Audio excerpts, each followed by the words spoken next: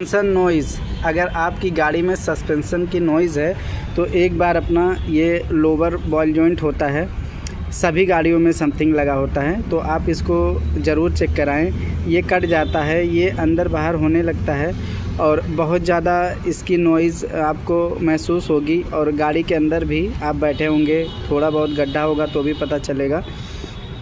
और ये नया बॉल जॉइंट है जो कि हम इसमें फ़िट करने जा रहे हैं और इसकी नॉइज़ जो है अब हो जाएगी ख़त्म। तो आपके साथ ऐसा कुछ हो तो एक बार प्लीज़ आप ये बॉल जॉइंट ज़रूर चेक कराएं।